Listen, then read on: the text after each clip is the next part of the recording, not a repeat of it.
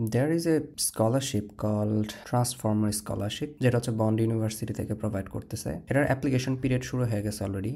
আমরা যদি দেখি, এটার হচ্ছে অ্যাপ্লিকেশন ডেট হচ্ছে 1 মে 2025 এবং ক্লোজ হচ্ছে 28 অগাস্ট। তার মানে হচ্ছে আজকে অলরেডি অগাস্টের 2 তারিখ, 25 দিনের মতো সময় আছে। তো যারা ধরেন যে অ্যাপ্লাই করতেছেন বিভিন্ন ইউনিভার্সিটিতে, যাদের হয়তো বা ধরেন যে টিউশন ফি 50% পর্যন্ত মৌকুফ হইলেও আপনাদের জন্য অনেক কিছু, তারা হচ্ছে স্কলারশিপের জন্য অ্যাপ্লাই করতে পারেন এটাতে। এই বন্ড ইউনিভার্সিটির ট্রান্সফর্মার যে স্কলারশিপ, এটা হচ্ছে 50% পর্যন্ত টিউশন ফি মৌকুফ করতেছে। কারণ আমি জানি যে অস্ট্রেলিয়াতে মোটামুটি টিউশন ফি বেশ ভালো, তো ওইখান থেকে 50% মৌকুফ করা মানে অনেক টাকা। এটা এলিজিবিলিটি কারা? এটা হচ্ছে ইন্টারন্যাশনাল স্টুডেন্টস অ্যাজ লাইক আস। আমরা ইন্টারন্যাশনাল স্টুডেন্ট, আমরা এখানে অ্যাপ্লাই করতে পারবো।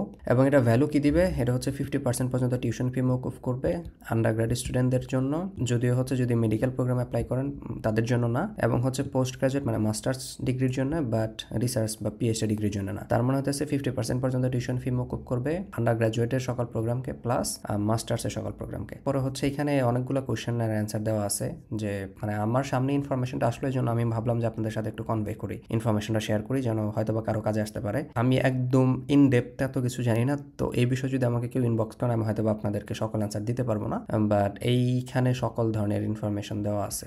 এফএকিউতে গেলে তো হচ্ছে ফ্রিকোয়েন্সলি আস্কড যে কোয়েশ্চেনগুলো আছে সেগুলো অ্যান্সারগুলো পেয়ে যাবেন, as like am I eligible for this scholarship, how do I apply for this scholarship, blah blah blah. So আপনারা চাইলে এটা দেখতে পারেন আর কি, যেরকম এখানে লেখা আছে you have submitted your scholarship application, so what's next. এখানে ক্লিক করলে হয়তো ইনফরমেশনগুলো পেয়ে যাবেন। অ্যান্ড যদি র্যাঙ্কিং অ্যান্ড আদার্স ক্রাইটেরিয়াগুলো যদি দেখি, খারাপ না, 591।